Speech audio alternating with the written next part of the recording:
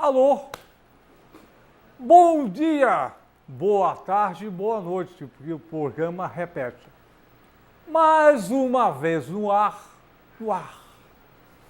Pulando a Cerca. O Pulando a Cerca é um programa inusitado. Não tem pauta, não tem roteiro, não tem censura. É como a vida. Exatamente como a vida.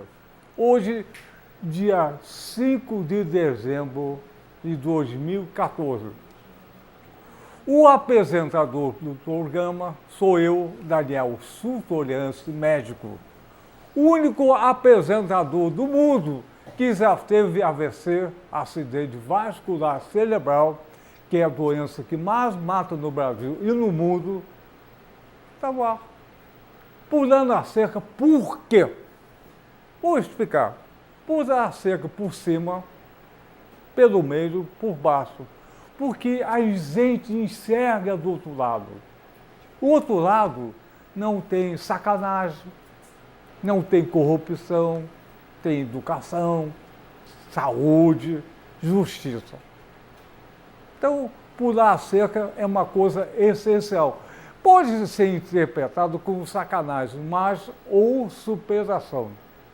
E o Brasil, a população no Brasil, vem há 514 anos pulando a cerca. Sempre pulando a cerca, apesar das contrariedades. Pois é. E cada um que a gente convida aqui é uma pessoa especial, é uma fração do Brasil que representa o que é o legal, o pulando a cerca. Então, hoje, o nosso convidado especial, como todo mundo é especial aqui no Pulando a Cerca, que vai fazer hoje 13 anos no ar. 13 é um bar mitzvah no ar, 13 anos. 13 anos sem pauta, sem roteiro, sem censura. É uma novidade. Poucos canais de mídia têm o que a gente tem. O resto é tudo engessado. E se fala sempre ele, pulando a cerca, fala eu. Eu vivi, eu sofri, eu fiz, eu não pude fazer. Eu vivi essa questão. A história é feita com eu. Igual o professor Milton Santos que falava, o mundo não é aquilo, o mundo é onde eu estou. É a história, é onde você está. E você conta a tua história. Todo mundo tem uma coisa legal para contar. Nosso convidado hoje, é o simpaticíssimo, cultíssimo, gostosíssimo, tesudíssimo, por que não? João Corsa. Vem pular a cerca, João. João Corsa. Então, Pulou a cerca. Isso. Bom dia, boa tarde, boa noite, que o programa repete à tarde e à noite. João Corsa, do grupo Tortura Nunca Mais. João, fez xixi? Fiz, muito obrigado. Aliviar, né? Aliviar. Sempre fazer xixi antes de pulando a cerca. Não foi o meu caso, mas os companheiros que passaram pela tortura sempre contavam que não tinham tempo de fazer isso, né? Pois é, não conseguia. E acabavam sofrendo as consequências dessa falta de tempo. Então, fez xixi, é bom. Olha só, João, qual é a tua idade? Eu tenho 65 anos, nasci em 1948, dia 22 de junho, véspera de São João, daí meu nome. 65, é garoto, eu tenho 95, é garotinho ainda de bebê. Olha só, o João é jornalista e sociólogo. João, você nasceu aonde? Nasci no Rio de Janeiro, na Tijuca, ali perto do Colégio Lafayette. Lafayette limpa a bunda com gilete. Não exato. Ao lado ali da igreja, que é quase em frente. Havia um posto de saúde, um serviço médico ligado ainda ao Sindicato dos Tecelões. Meu avô havia trabalhado na fábrica de tecidos do Grajaú, ali a América Fabril. E, aliás, a Aurora, né? Ali no Duquesa Conde Bonfim. E minha mãe teve esse direito de nascer, de ter o pré-parto lá, e eu nasci lá. João, como é que foi a tua infância naquela época no Rio de Janeiro, na Tijuca? Embora tenha nascido ali, fui morar em Del Castilho, próximo da zona da Leopoldina. Minha família era uma família pobre, né, de classe média pobre.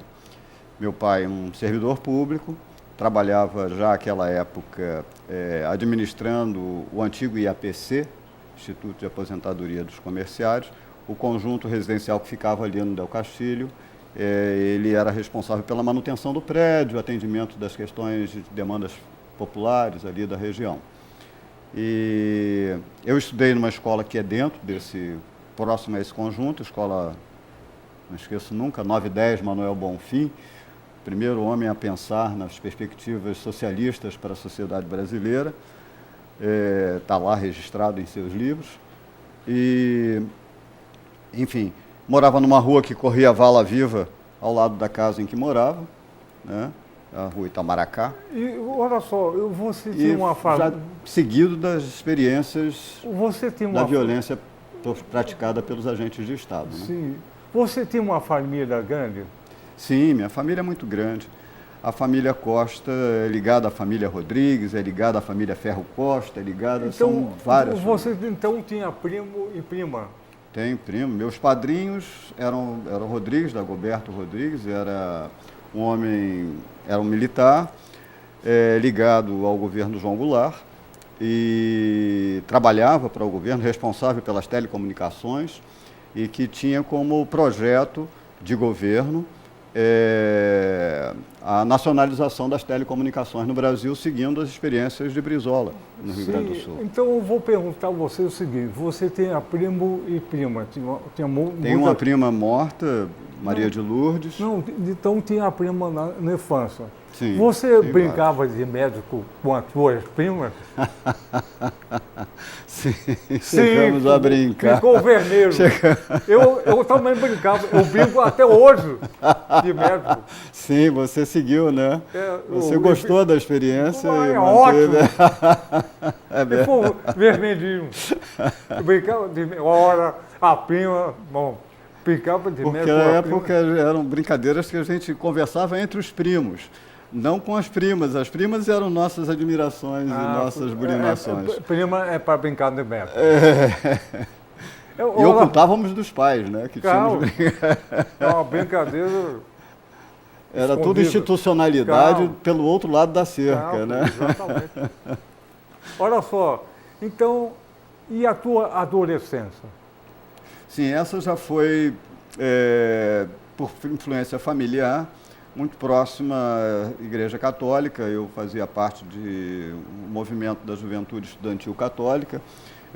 Havia, na adolescência, conhecido Dom Helder Câmara, na igreja em que eu frequentava, e ele nos estimulava muito, a todos os jovens naquela época, a nos unirmos e a nos organizarmos e a expandirmos as nossas ideias através das escolas e tudo. Isso gerou, nós tínhamos lá na igreja um grupo de teatro, um grupo de música, e isso gerou a ideia de transportar isso para as atividades políticas que a gente já desenvolvia no secundário. Né? Então, como é que a política entrou em você ou você entrou na política? Pela diversão. A política é alegria. A política não é a farsa do roubo, não é a farsa da expropriação dos bens públicos e interesses próprios. Né? A política é ao contrário, né? A possibilidade desse diálogo, que é absolutamente político, né? Da convivência com os que estão aqui por trás das câmeras, que também é absolutamente política. Às vezes, com um sorriso ou uma tristeza, muda tudo, e eles sabem a hora de mudar. Né? Então, há um contato permanente. A política é isso, é a vida da gente se relacionando com o outro. Né? Então, vamos dar seguimento à tua história dentro dessa política. para a gente chegar à tortura nunca mais. Sim. Mas a gente sempre tem que apresentar a pessoa. Eu Sim. falei o eu. Sim. O eu está aqui, ó. Vamos mostrar o eu. Dá um close no eu. E você tem razão. Se não tivesse uma equipe legal, não conseguia fazer qualquer coisa na vida. A nossa equipe... Inácio, mostra o Zaza, por favor. Tocou o telefone celular. Zaza, tá bom, Zaza? Ricardinho, nosso diretor. Tem que botar a equipe, valorizar. Seu Pedro, isso. Olha só. Harley Davidson. O grande Harley Davidson. E o Harley, 450, mostra o né? Inácio. Mostra o Inácio. Harley Davidson 450, né? Isso. Cilindradas. Inácio, ô Zé, então a tua história, João, vamos reduzir a tua história para chegar do tortura nunca mais. Como é que foi a tua história? É parecido, nessa geração, é parecido Epa, tá tocando. As ideias que tínhamos à época, né, era de transformar o mundo, né? Achávamos que íamos conseguir fazer um país, enfim, respeitável, querido por todos, um país de todos os brasileiros. Entendíamos que havia diferenças entre os brasileiros. Havia brasileiros que estavam no poder e haviam brasileiros que nunca chegaram nem imaginavam passar pelo poder. E nós achávamos que era necessário mudar o poder, principalmente porque era um poder que vinha não pelo reconhecimento social e popular. Era um poder derivado de um golpe de Estado, de uma política ditatorial, de uma política persecutória, cujos assassinatos começaram antes de 64 e cujos assassinatos e práticas hediondas da sua prática política junto à sociedade se reproduziram e se agravaram no desenrolar do processo histórico daqueles anos 60, 70, se estendendo até os anos 80, uma coisa que jamais imaginávamos fosse acontecer. Eu passo por uma experiência em 68 de tomar um tiro na porta do Hospital Antônio Pedro, na rua 28 de setembro, quando saímos para uma passeata internacional do protesto. E essa experiência gera meu vínculo com organizações de esquerda, cujo projeto era, de fato, afastar a ditadura do governo brasileiro e instituir ali forças populares, acabar com esse judiciário que até hoje pratica a manutenção dos velhos costumes, a manutenção dos piores costumes, em nome, claro, sempre da chamada dignidade, mas é a dignidade da toga, da perpetuidade na função, né, da não eleição, né? E essas coisas todas trazem problemas, porque onde a sociedade fica distante, não há controle, não há legitimidade, e a legitimidade se impõe sempre pela força. E isso nós não gostamos, achamos que não fomos educados assim, né?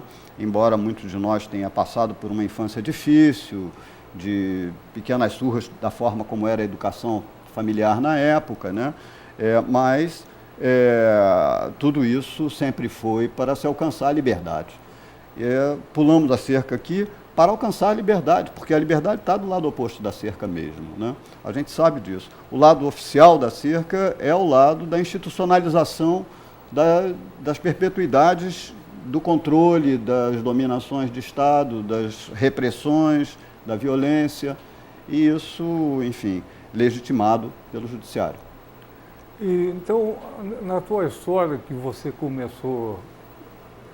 Chego ao tortura, como você havia acentuado,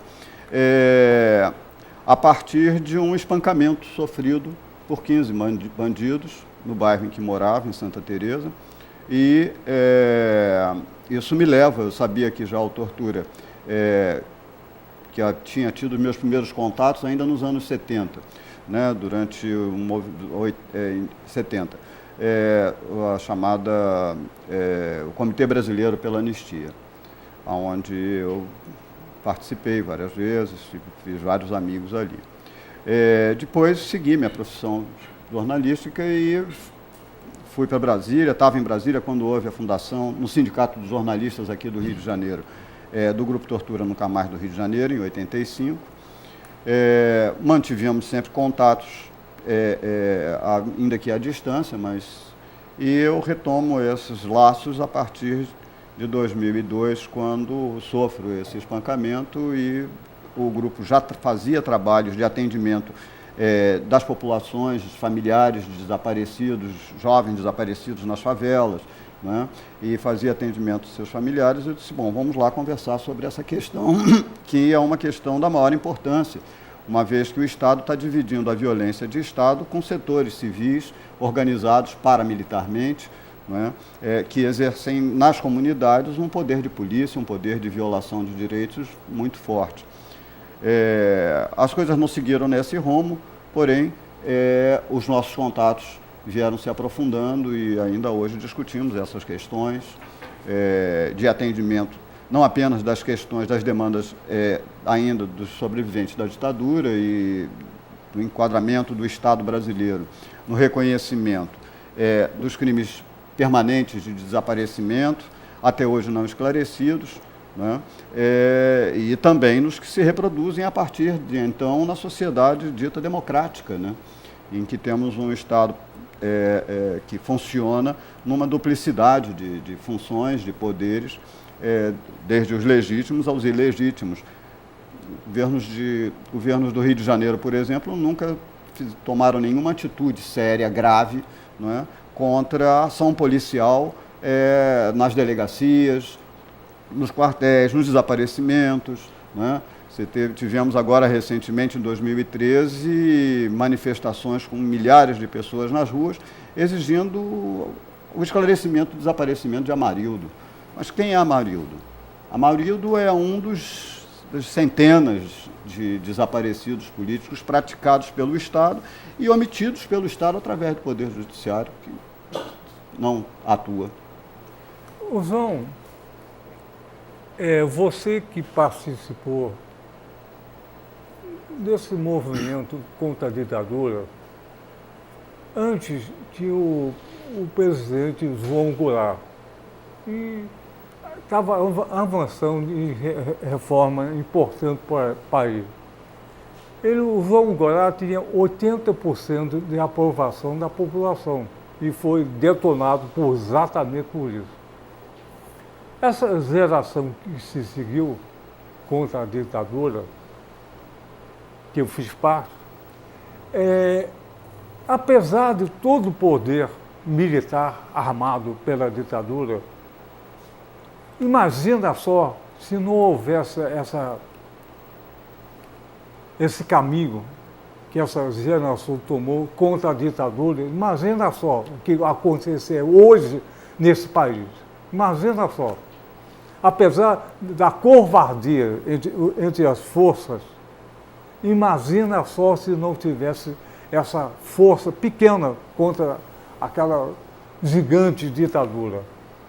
Imagina só hoje vivendo nesse país. Viveríamos uma sociedade com uma cultura certamente muito mais feliz, muito mais participante, não é? Com toda certeza. Por quê? O que determinou o golpe, na minha opinião particular, é que era o projeto de reforma agrária, que o João Goulart anunciou para o Brasil, era a nacionalização das telecomunicações, não é? Que também era política do governo. Não é? Essas duas questões são questões centrais para os setores conservadores, que agridem os interesses dos setores conservadores nacionais e internacionais no Brasil. Né? Em 64, o petróleo já era nosso, mas não era, porque tínhamos recém convivido com a experiência de gigantes estrangeiros que vieram aqui para nos dizer que não havia petróleo em território nacional. Né? O petróleo aqui no Brasil nasceu com as vacas. Pois é, não é? Na fazenda lá na Bahia, né? Pois é. A vaca, a água está ruim. Eu conheci um dos fundadores do Partido Comunista Brasileiro, chamado Otávio Brandão, que foi fundado aqui no Niterói. Sim. Otávio escreveu os livros dele chamado Canais e Lagoas, as primeiras identificações de petróleo naquela região de Alagoas e Ceará. É uma área, Pernambuco, ou seja, é um pesquisador, ele era um farmacêutico, conhecia química, né? E através de seus conhecimentos identificou, até hoje não se fala disso naquela região, né? Foi um dos primeiros documentos produzidos, vários escritores intelectuais da época elogiavam o projeto, né, do Petróleo é Nosso, surge com uma referência explícita a Otávio Brandão, um dos fundadores do Partido Comunista, talvez por isso omitido, esquecido, abandonado, negado, não é? Mas você falou que aqui foi a reforma agrária, a reforma da educação, isso ia mudar o país. E a elite burguesa não queria acertar nunca isso. O João Goulart estava preparando a visão da nossa vida externa. Sempre foi um tabu. Bom, o golpe militar, eu acredito que foi um golpe tramado pelas forças do Tio Sam, comandar o planeta, e eu acho que cooptou os militares, os civis que bancaram tudo, fazer um grande laboratório de experiência. O capitalismo naquela época estava uma super crise, nada por acaso. E as máquinas industriais na Europa estavam envelhecidas. Vamos transportar isso para o Brasil, iniciar uma grande indústria no modelo que ele quer. E o laboratório começou assim, com o autoritarismo. E, percebe, esse modelo foi exportado para onde? Para a Ásia. Coreia, Taiwan. Esse modelo foi exatamente muito parecido com o laboratório que existiu no Brasil. O Brasil é um laboratório já desde 1880, né, século XIX, né, quando há a libertação dos escravos, em 88, né, e na sequência o incêndio dos arquivos de Estado, né. Isso gera uma dívida até hoje não quitada, né, com toda a população negra brasileira, né. Arquivos queimados, como queimados arquivos alegadamente pelos militares dos crimes cometidos pela ditadura militar. Você vê que é uma prática, é um laboratório que vem se repetindo, se reproduzindo, né, e com os mesmos modelos, com as mesmas falácias, né. Nossa elite é uma elite muito conservadora, então ela não, é pouco criativa naturalmente, né. É resultante disso condições difíceis que temos.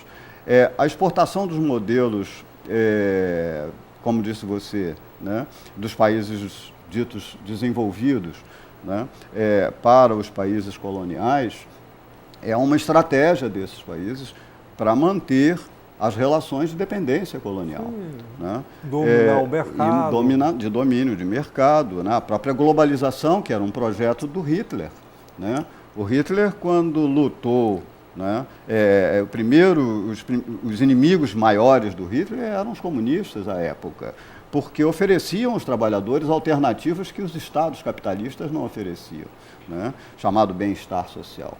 Essas políticas, Churchill deixou isso bem transparente no final da Segunda Guerra Mundial, quando reconheceu, admitiu, pelas imposições de Stalin no repartimento das terras da Europa, ele disse: lutamos contra o inimigo errado, esses caras querem o que nós queremos.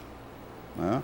Então, esse reconhecimento do anticomunismo do Hitler, né, pelo capitalismo, ele resultou na Guerra Fria. Né? Foram quantos anos e que corridas militares foram feitas que envolveram, inclusive, o próprio projeto socialista na União Soviética. né? Na China, todos disputam a mesma corrida hoje, né? Porque o modelo se mantém, né? Se reproduz e se mantém. Hoje, sabidamente, a Rússia mantinha sobre países da União Soviética uma certa relação de dominação colonial, né? Os satélites de Moscou, né? O que não chegou até nós até hoje foi o famoso ouro de Moscou. Ao contrário, né? O que temos de experiência na nossa história, na nossa trajetória, né? É exatamente o inverso, né? São as riquezas brasileiras, são as riquezas dos países coloniais, são as riquezas dos países independentes, sendo transferidas automática e sintomaticamente para os países imperiais. E isso se faz hoje através dessa internacionalização do sistema bancário. Não é a forma mais simples, é tudo legalizado, é que nem a corrupção do governo federal, do governo estadual, do governo municipal. Todo mundo sabe, todo mundo faz parte, exceto as grandes massas populares, e, no entanto, ninguém fala nada, ninguém faz nada, mantém-se, trata-se apenas de uma coisa respeitada, porque a toga é respeitada. Então, João, olha só, vamos falar do tortura nunca mais. Na minha visão de médico, tortura nunca mais não é só uma questão pessoal. Não. Tortura social também. Não. A fome, a miséria, uma tortura. Não. Então, tortura nunca mais é uma metáfora muito maior que a gente pensa. A tortura da ditadura é real, é real, é o caminho real. Tem isso também. Mas a tortura social abrange muito mais. Eu acho que isso que está divulgando o caminho do tortura nunca mais. É verdade. Está abrindo cada vez mais o espaço. É verdade. O respeito que o Grupo Tortura Nunca Mais tem, do Rio de Janeiro, tem, em vista da sua forma singular de agir, né? O Grupo Tortura Nunca Mais do Rio de Janeiro nunca se sujeitou a nenhuma das dádivas de Estado, né? E não foram poucas as tentativas para isso, né? Sedução. A tática da sedução, a tática de você guindar a pessoa, né, para dentro do aparelho de Estado, né? Em que o antigo líder de massas se transforma num algoz das massas, porque ele passa a frequentar os salões do Estado e as massas ficam na rua, continuam na rua, né? Então, estão aí os movimentos sindicais, a desmobilização geral da sociedade. Quando houve a mudança do governo no início do século XXI, né, essa mudança foi feita com muita gente na rua, né? A reforma agrária era uma das bandeiras centrais daquela campanha eleitoral, né? Mudada no dia 1º de janeiro, né? Esquecida no dia 1º de janeiro. Ela foi praticada em migalhas, como se sabe, né? Hoje, mais uma vez, não se fala na questão da reforma agrária, né? E isso não é uma aquiescência para um cala-boca. Isso é um problema social da maior dimensão, porque isso envolve muita fome, muita miséria, muita violência, muita transferência de interesses públicos, civis, militares, né? Não é à toa que, de repente, na mão de jovens semi-escolarizados, aparecem armas usadas nas mais modernos pátios de guerra do mundo, praticadas pelos norte-americanos, praticadas pelos grandes senhores do capital. Essas coincidências, elas não são coincidências, elas são práticas sociais previstas, planejadas, articuladas e executadas, né? Através dos diversos caminhos que o Estado tem, não apenas os oficiais, mas também os não oficiais, né? A gente sabe que o Brasil não tem importação de armas, ao contrário, o Brasil exporta armas, né? Uma das conquistas da democracia na área empresarial da grande indústria foi a produção e exportação de armas nacionais, né? A partir de uma ruptura havida com entre os militares e os norte-americanos na produção, na importação de armas norte-americanas ainda durante a ditadura, né? No entanto, as armas que estão na mão dos rapazes nas ruas aí não são armas nacionais. A grande maior parte delas é de arma estrangeira. Né? E como essas armas, elas são armas que são importadas oficialmente para os militares usarem, para os policiais usarem, e, enfim. Não adianta a direita ficar batendo, dizendo que a grande controle do tráfico de drogas e das armas tem que estar nas fronteiras e tal, enquanto bota os exércitos dentro das favelas. O exército não é produzido para solucionar problemas sociais. O exército é uma força nacional, constitucionalmente definida, né, para agir em espaços de guerra, né, e para a defesa das fronteiras. Esses homens estão aqui, a população, ao lado deles, as pessoas morrem e segue a onda, porque é como se a guerra fosse um caminho natural das coisas. A gente tem um Estado que fertiliza a violência dentro da população através de mecanismos simples de serem identificados após qualquer investigação. Nós que trabalhamos com direitos humanos sabemos como é que essas coisas acontecem, embora não tenhamos nenhuma responsabilidade para administrar o controle disso, não temos condições para isso. Né? Talvez até desejássemos fazer isso, certamente, mas a dificuldade é muito grande, porque o Estado é omisso nessa questão. Né? Quando encontram um corrupto dentro da Polícia Militar, outro corrupto, quando encontram o comando da Polícia Militar do Estado do Rio de Janeiro envolvido com corrupção, há um silenciamento profundo a essas coisas. É intencionalmente omisso. Assim como intencionalmente, alegadamente pela lei da anistia, intencionalmente omisso na investigação dos casos de desaparecimentos do Araguaia, né, que é uma questão que resultou na produção dessa Comissão da Verdade que temos hoje no Brasil, embora a primeira Comissão da Verdade proposta ainda no governo Lula tenha sido retirada por uma chantagem praticada pelos chefes militares e o ministro da Defesa, à época, o Jobim, não é? Que ameaçou apresentar carta de demissão, e o governo retirou a proposta original e apresentou posteriormente uma nova proposta, que é essa que aí está. E que não cumpre as exigências e as determinações da Corte Suprema Internacional da OEA. Né? Até agora não apresentou, ao contrário, o relatório recente recebido da OEA aponta para os descumprimentos de quase todas as exigências.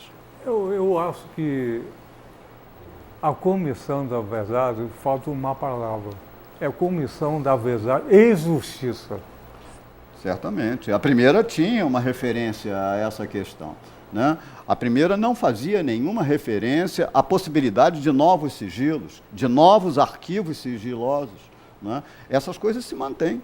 Né? Quantos depoimentos foram reconhecidos pela própria Comissão da Verdade que foram obtidos, né? E estão em sigilo até hoje? Vamos falar o seguinte, a Comissão da Verdade e Justiça visa os crimes tão pessoais, o crime contra a humanidade, que não prescreve. Sim. Não é uma coisa, estou enchendo o saco para saber o que é. Não, crime contra a humanidade é uma coisa que não prescreve, é outra coisa diferente do crime comum. Sim. O crime comum, se não houver julgamento, acaba prescrevendo. Contra a humanidade é eterno. Sim. Por isso que criou a Comissão da Verdade e Justiça, tortura nunca mais, a não prescrição do crime contra a humanidade, caso. Mas essa elite quer esconder, não quer pular cerco. Exatamente. Daniel, há um aspecto muito curioso, que a gente discute muito dentro do grupo Tortura Nunca Mais no Rio de Janeiro. Você apontou uma separação, uma diferenciação entre os crimes cometidos por questões políticas durante a época da ditadura e os crimes civis, né, cometidos hoje. A unidade é a questão da prática por agentes de Estado. Essa unidade transforma ambos os crimes em crimes de lesa humanidade. Eles são continuados e permanentes, Daniel, porque enquanto não há o aparecimento dos corpos, enquanto não há o julgamento e a condenação dos responsáveis por isso, e a responsabilização, a nominação, o reconhecimento, a própria reparação familiar, enquanto não houver essas coisas na sua íntegra, né, sempre haverá, o crime é continuado. Cadê o corpo?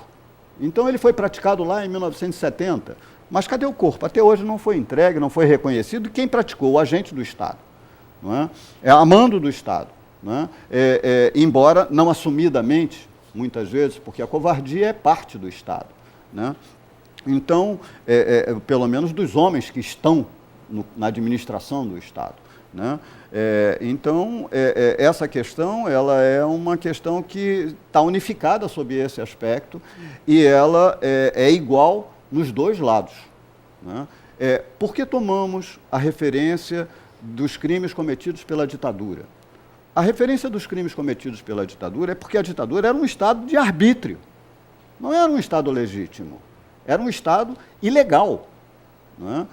Bem, o que foi condenado não foi o Estado ilegal, não foi o golpe de Estado, né? Isso foi condenado pela população brasileira, até hoje é condenado pela população brasileira, tanto é que tudo foi praticado durante a ditadura com total omissão, com total ocultação, né? Eu fui jornalista desde 1968, como contei, mas sabíamos que as coisas aconteciam porque tínhamos as informações por outros canais, pelos canais dos contatos que tínhamos junto às cidadanias que estavam lutando, né? Então, porque oficialmente tudo era negado, tudo era falseado. O crime de falseamento de local, de desfazimento de local de crime, de Estado, até hoje é praticado, né? O que eram as alegações que o Globo publicava com destaque na primeira página, dizendo que não, ocorreu hoje um acidente lá no Meier, lá em Madureira, né? O carro explodiu porque estava com as bombas que os terroristas iam explodir contra as forças sociais do Estado.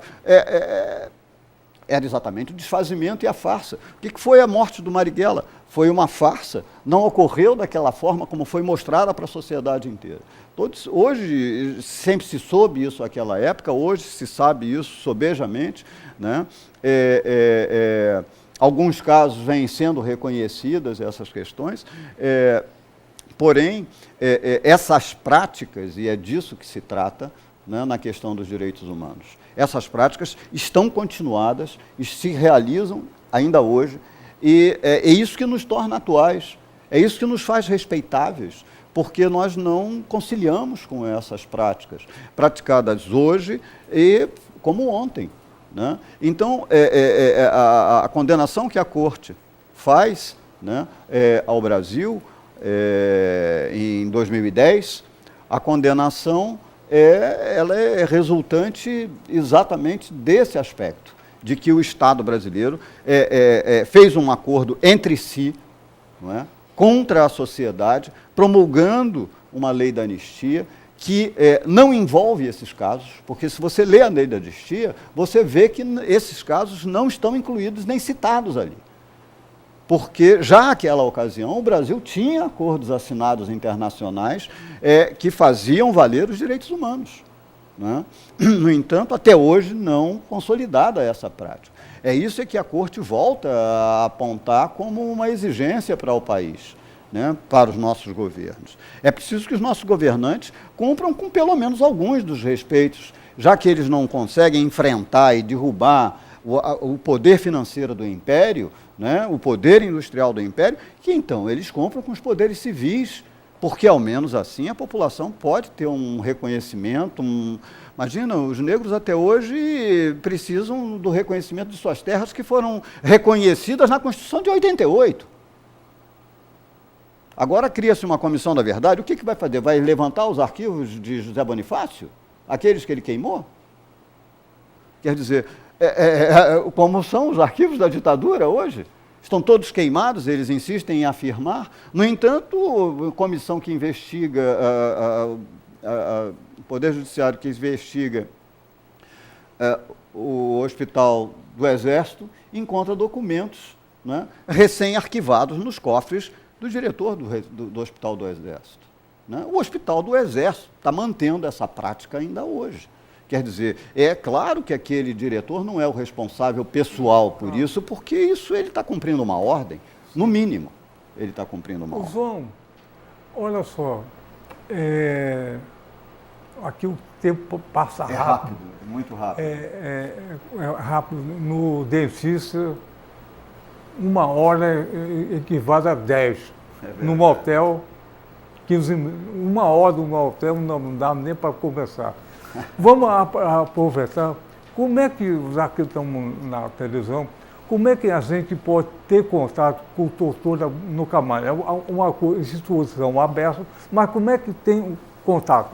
O Grupo Tortura Nunca Mais, como eu dizia, ele não vive de recursos de Estado, nunca recebeu nenhum. Embora tenha feito na sua tarefa lá nos anos 89, 86, 87, de identificar 14 desaparecidos políticos, apontar todos os reconhecimentos legais da natureza dos crimes cometidos, com nomes, localização de corpos, reconhecimento, contatos com as famílias. Não é? Ele hoje vive das doações da sociedade. Quem quiser doar para o Grupo Tortura Nunca Mais, pode doar, temos contatos feitos através dos nossos sites, né, contas, e nós nos reunimos toda segunda-feira, às 19h, ali em Botafogo, em frente ao cemitério São João Batista, cuja forma mais fácil de registrar o endereçamento do Grupo Tortura Nunca Mais, do Rio de Janeiro, é em cima do florista do cemitério São João Batista. Não há dúvida ali, é um portão de garagem entre um posto de gasolina e o florista, né? É os fundos do Hospital da Criança. Toda segunda-feira, 19h, em Botafogo. Botafogo, já que o programa internet é do Rio de Janeiro, Isso. Brasil, o Cadastro pode ir. É verdade. Então, em Botafogo, em frente ao cemitério São João Batista. Toda segunda-feira recebemos todos lá. Do lado está a morte, do outro lado está a vida. A vida sempre se renova, né? Exatamente. A vida passa pela etapa da morte para se renovar. Então, aqui em Niterói tem alguma reunião do Tortura Nunca Mais? Olha, há uma comissão aqui que trata dessas questões. É um grupo independente, é um grupo que trata aqui dessas questões. Mas nós, com frequência, viemos aqui a Niterói, aqui, inclusive, o estádio Caio Martins foi o primeiro presídio num estádio que o Pinochet copiou. Que o Pinochet copiou, né? Então, certamente informado pelos relatórios da Escola das Américas, né? Então, em Niterói tem um grupo. Onde que se encontra esse grupo? Aqui em Niterói? Eu não tenho precisão do endereço agora de memória. Mas, enfim, podemos estabelecer esse contato posteriormente. Então, tá legal. Olha só, valeu? Valeu, claro. Né? Pena que é rápido, né? Pois é, assim, mas 45 minutos. Muita coisa a mais há para ser revelada. Você vai voltar aqui. É verdade. É compulsório. Sou muito grato. E 45 minutos na televisão é um tempo enorme. Aqui passa rápido. Não vindo eu, vem outro companheiro do Grupo Tortura Nunca Mais, porque temos pessoas... Então, vamos terminar o nosso programa. Que pena, né? Terminou. Foi tão rapidinho. Quando é rapidinho, o programa é legal, né? Então, vamos terminar cantando. Pois não. 1, 2, 3, pulando a cerca. Pulando outra cerca, outra vez. 1, 2, 3, pulando a cerca. Outra vez. E não tortura nunca mais. Nunca mais. Valeu! Obrigado.